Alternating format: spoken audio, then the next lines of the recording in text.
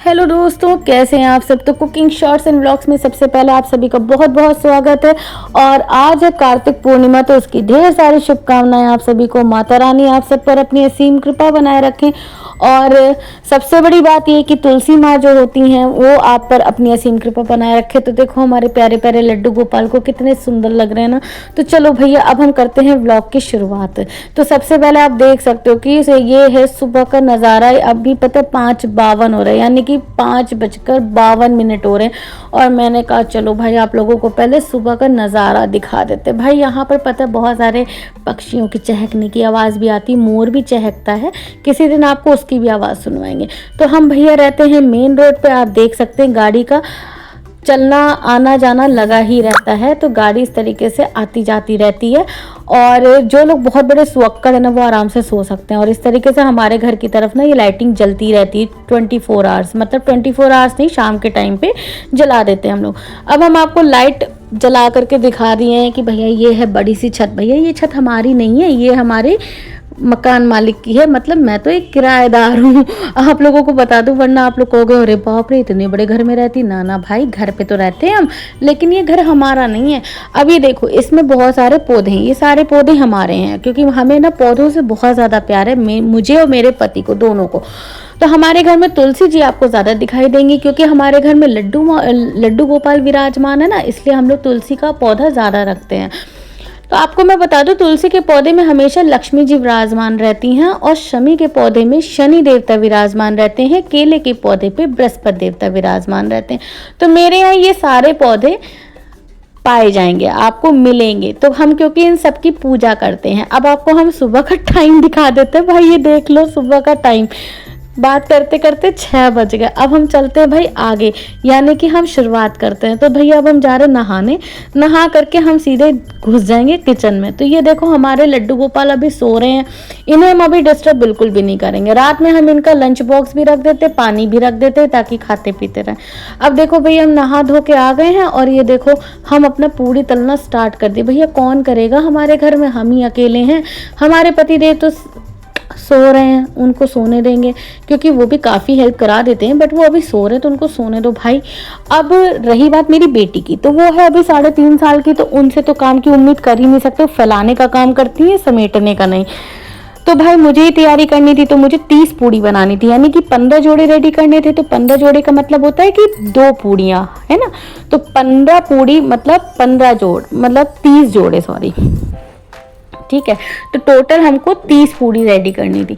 अब देखो पूड़ियाँ रेडी हो गई, उसके बाद हमने ये हलवा रेडी कर दिया। हलवा रेडी करने के बाद मेरे पति को ऑफिस जाना था, तो मैंने उनके लिए पीनट मसाला भिंडी रेडी किया। भाई मैं नई नई रेसिपी बनाती रहती हूँ, तो आपको इस वीडियो में बने रहो ना, तो आपको रेसिपी भी पता चल जाएगी। तो ये देखो खड़े सारे मसाले मैंने लिए, जैसे सौंफ, जीरा, धनिया, गरी का बुरादा, पीनट्स, रॉ पीनट्स आप ले सकते हो। मैंने ड्राई वाले लिए हुए, रोस्टेड पीनट्स लिए हुए।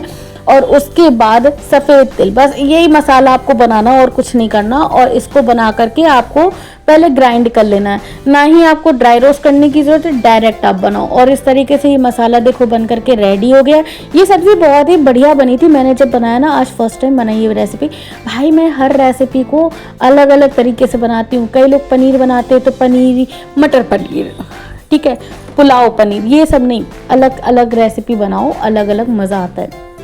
उसके बाद फिर मैंने क्या किया, फटाफट से कढ़ाई गरम करी, मतलब कढ़ाई गरम थी, उसमें हमने तेल डाला। उसके बाद हमने इसमें भिंडी डाल देनी है। तो जैसे जैसे ये गरम होता जाएगा तो हमें क्या करना है, अब सबसे पहले हमने इसमें मेथी दाना डाल दी, क्योंकि भिंडी ना थोड़ा गैस बनाती, तो मेथी दाना डालने से गैस आपको बनना कम हो जाएगा। उसके बाद फिर मैंने इसमें है ना वो जो करी पत्ता होता है उसको डाल दिया। करी पत्ता डालने के बाद फिर मैंने इसमें प्याज डाला। प्याज को अच्छे से भून लेना है। भूनने के बाद आप चाहो तो प्याज डालो, अदरवाइज स्किप कर सकते हो, कोई ज़बरदस्ती नहीं है। तो ये मैंने करी पत्ता डाल दिया, प्याज डाल दिया और इसको 1 से 2 मिनट तक अच्छे से भून लेना। थोड़ा सा ये हल्का सा गोल्डन ब्राउन हो जाए, बस इतना ही करना था। और उसके बाद फिर क्या करना है आपको, ये देखो इस तरीके से अच्छे से भूनने के बाद फिर आपने भिंडी को 2 हिस्से में कट कर लेना है। आप लंबी लंबी काटना, क्योंकि इसमें ना भिंडी लंबी लंबी अच्छी लगेगी, क्योंकि गोल गोल तो मज़ा नहीं आएगी। तो लंबी लंबी आप भिंडी काटो। भाई जिसको भिंडी खाने का बहुत शौक है ना, वो तो ये सब्जी खा सकता है आराम से। और मुझे ऐसा लगता है कि अलग अलग रेसिपी ज़रूर बनानी चाहिए। तो भाई देखो, मैंने ना अपने पति के लिए भिंडी बना दी। भाई इनको थोड़ा सा ना शुगर की प्रॉब्लम है, तो डॉक्टर ने कहा हुआ है कि भिंडी इनको खिलाओ, भिंडी में लसलसापन होता है ना, तो इसलिए भिंडी शुगर के पेशेंट को बोली जाती है। तो भाई देखो, मैंने इनके लिए भिंडी में, अब एक ही तरीके की भिंडी खा खा के इंसान भी बोर हो जाता है। जब हम लोग एक ही इंसान को बार बार देखते तो बोर हो जाते हैं, तो फिर ये तो भिंडी है। तो फिर इसमें मैंने सारे मसाले ऐड कर दिए, बेसिक मसाले। वो भी कौन से थे? नमक, हल्दी, धनिया पाउडर, लाल मिर्च पाउडर। ये ऐड करने के बाद मैंने जो मसाला अभी बनाया था पीनट वाला, उसको ऐड कर दिया। और उसके बाद बस करना कुछ नहीं था, सारा मसाला मैंने डाल दिया। मैंने कब बचाना कुछ भी नहीं तो जनता क्या कहेगी कि बड़ी कंजूस है ये। उसके बाद मैंने इनको अच्छे से मिक्स कर दिया। मिक्स इट, थोड़ा इंग्लिश भी बोलनी चाहिए, तो मिक्स कर दिया। और उसके बाद फिर मैंने क्या किया कि इसको अच्छे से कवर कर दिया। ग्लास लिड से आप कवर कर दोगे ना तो ये भाप में पक जाएगी। और अच्छे से भून लेना। जब आप अच्छे से भून लोगे किसी भी चीज़ को, तो वो खाने में बहुत ही औसम लगती है। भाई नई तरीके की चीज़ें बनाओ, नया नया आनंद लो। जिंदगी है ही कितनी, 2 दिन की जिंदगी कहीं जाती है भैया। आजकल तो समय इतना अजीब चल रहा है, कब किसको क्या हो जाए कोई नहीं जानता। तो भाई ये देखो, इस तरीके से मैंने भिंडी को भी रेडी कर दिया। ठीक है, अब ये भिंडी हमारी बन करके रेडी तो हो गई थी, बट मुझे लगा थोड़ी सी अभी कच्ची है, तो मैंने इसको एक बार और कवर करके इसको पका दिया।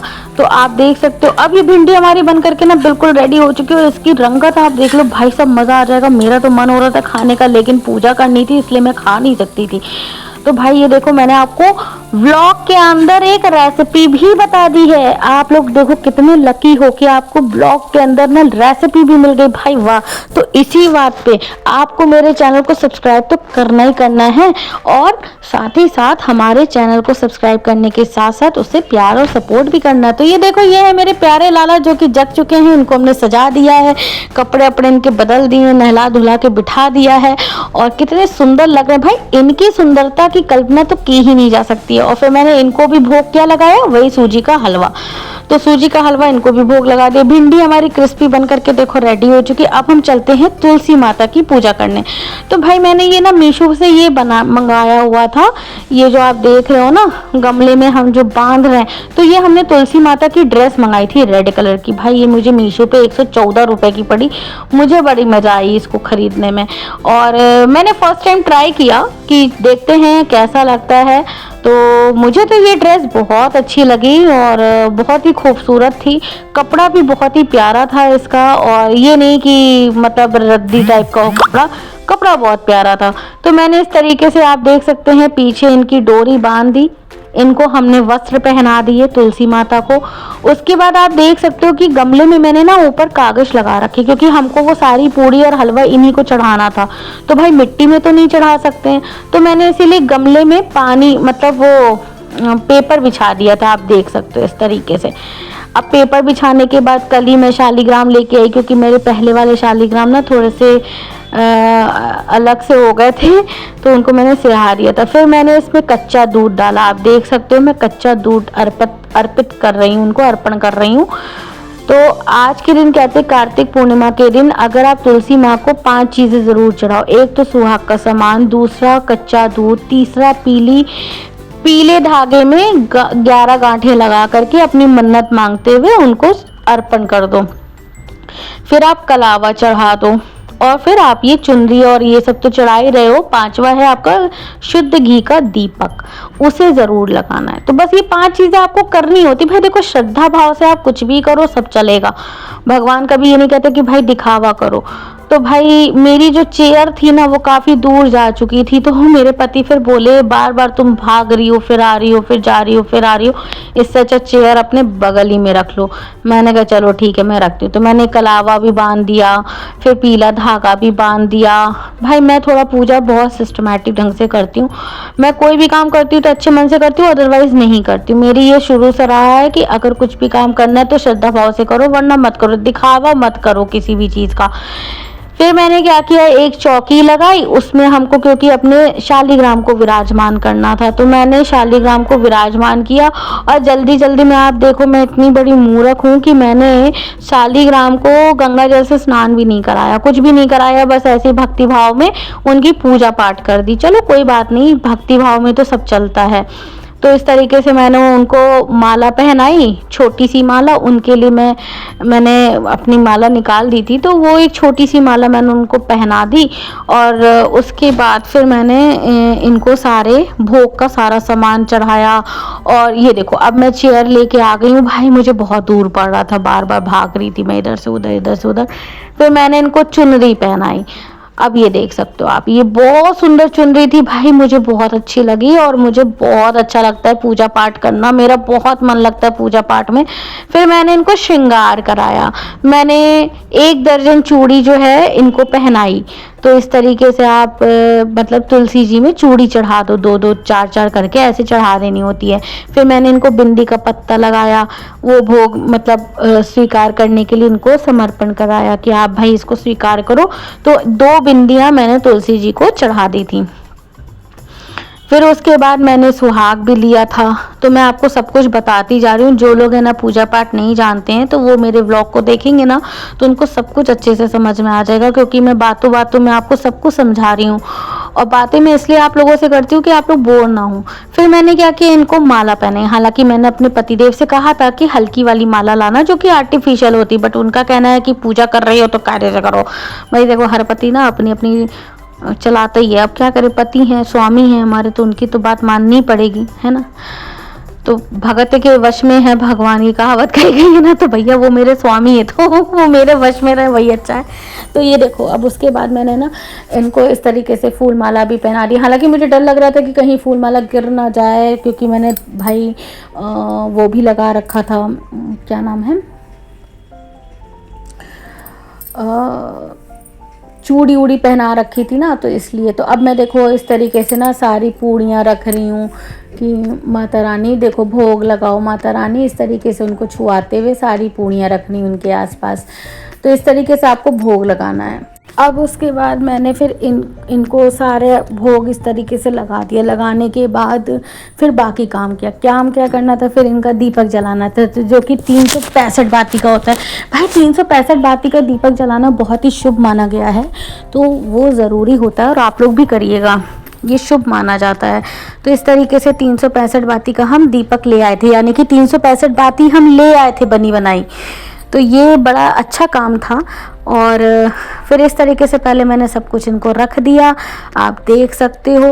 अगर आप है ना, ये देखो माला गिरी ना, मैं बस यही चीज़ अपने पतिदेव से बोली थी, बट वो नहीं समझते हैं, तो फिर कोई बात नहीं, मैंने कहा माता रानी मुझे माफ़ करना, मैं क्या कर सकती हूँ। फिर मैंने उनको वापस से पहनाया। ये को अभी पूजा स्टार्ट की नहीं है, अभी तो सिर्फ हम चढ़ावा चढ़ा रहे हैं, यही सब काम कर रहे थे। तो उसके बाद फिर ये इस तरीके से हमने इनको, अब हम दीपक जलाएंगे। तो 300, आप कहते नहीं है कि अगर आप है ना सच्चे दिल से कोई काम कर रहे हो ना, तो भगवान भी आपका साथ देते हैं। तो पहली बार ऐसा हुआ कि 365 हमको बाती बनी बनाई मिल गई। और उन आंटी जी ने कहा कि आप बेटा बनी बनाई ले जाओ और ये डायरेक्ट जला देना। तो 365 बाती पूरी जो लोग जलाते हैं उनको बड़ा फल मिलता है। अब ये तो कहा जाता है, देखो फल तो हमारे कर्मों पे डिपेंड करता है ना। अब हम किसी को गाली दे दें और हम सोचे कि हमको फल भगवान बहुत अच्छा देंगे, तो ऐसा बिल्कुल भी नहीं है। फल आपके कर्मों के अनुसार होता है, जैसा आप कर्म करेंगे वैसा आप भोगेंगे। तो फिर हमने दीपक जलाया, इसमें थोड़ा सा हमने कपूर डाला था, क्योंकि बाती काफ़ी मोटी हो रखी थी तो आराम से नहीं जलती। तो घी का दीपक जलाना था, मैंने ढेर सारा घी डाला और फिर उसमें थोड़ा बहुत कपूर डाल करके उसको जला दिया था। फिर मैंने क्या किया, इसको जलाने के बाद आप देख सकते हो मैं शालिग्राम को रख रही हूँ, है ना, इन सब की पूजा करनी थी। फिर एक छोटा सा मिट्टी का दीपक भी मैंने लगाया। तो इस तरीके से पहले हमने ये मिट्टी के दीपक में पूजा करी माता रानी से, इनकी तुलसी माता की कहानी, मतलब तुलसी माता की आरती करी, कहानी नहीं आरती करी। बस तुलसी माता की आरती करने के बाद जो बड़ा वाला दीपक जल रहा है उसको भी हम है ना जो दिखा देंगे, और उसके बाद फिर हम फेरे ले लेंगे। फेरे आपके ऊपर है, वैसे तो कहते हैं फेरे लेने चाहिए कोई भी पूजा करो फेरे ज़रूर लेने चाहिए, अगर आप शादीशुदा हैं तो। अगर आप शादीशुदा नहीं हैं तो आप कुंवारी हैं तो आप फेरे ना लें, आप नॉर्मल पूजा कर लें। तो इस तरीके से हमने पूजा संपन्न कर ली थी। तो भाई ये देखो हमारी पूजा, पता है जब मैं पूजा करती हूँ ना मुझे बड़ा आनंद आता है, मुझे बहुत अच्छा फील होता है, मुझे बहुत पॉजिटिविटी आती है और मुझे ना पूजा कराना भी बहुत अच्छा लगता है। अगर कोई मेरे घर आता है और वो मेरे से कोई चीज़ सीखना चाहता है तो मुझे उसको सिखाने में कोई भी आपत्ति नहीं होती है, मुझे बल्कि बहुत अच्छा लगता है कि चलो कोई तो है जो सीखना चाहता है। तो मुझे ऐसे लोग बहुत अच्छे लगते हैं। उसके बाद मैंने हाथ जोड़े, माता रानी से कामना करी और चेयर को कहा भैया अब तुम पीछे जाओ, अब तुम्हारी ज़रूरत नहीं है। उसके बाद मैंने इनके फेरे ले लिए, ये देखो इस तरीके से मैं फेरे ले रही हूँ। तो इस तरीके से मैंने इनके सारे फेरे ले लिए। फेरे लेने के बाद फिर मैंने हाथ जोड़े वापस से कि अगर हमसे कोई भूल चूक हो गई हो तो माता रानी आप क्षमा करना। तो उन्होंने कहा ठीक है मैं तुम्हें क्षमा कर देती हूँ। तो ये देखो इस तरीके से फेरे ले लिए मैंने, हाथ जोड़े, माफ़ी मांगी और कामना करी कि भैया सबको संपन्न सुखी संपन्न रखना, है ना, किसी को कोई कष्ट मत होने देना। ये देखो कितनी अच्छी जोत जल रही है। और बस आज का दिन तो इतना शुभ होता है, इतना अच्छा होता है। कई लोग तो गंगा भी नहाते हैं, भाई मेरे तो ऐसे कर्म नहीं है कि मैं गंगा नहाऊं। तो मैंने क्या कहता नहाते टाइम अपनी पानी की बाल्टी में ही है ना थोड़ा सा गंगा जल डाल दिया था। तो ये देखो ये हमारी माता रानी कितनी सुंदर लग रही है ना। तो फ्रेंड्स अगर आपको हमारा ये व्लॉग पसंद आता है ना तो आप हमारे चैनल को लाइक करना, कमेंट्स करना, शेयर करना ना भूलें। किस किस जगह से आप हमारे वीडियोस को देखते हैं ये भी कमेंट सेक्शन में ज़रूर बताया करें। मिलते हैं नेक्स्ट वीडियो में, तब तक के लिए जय श्री कृष्ण, राधे राधे।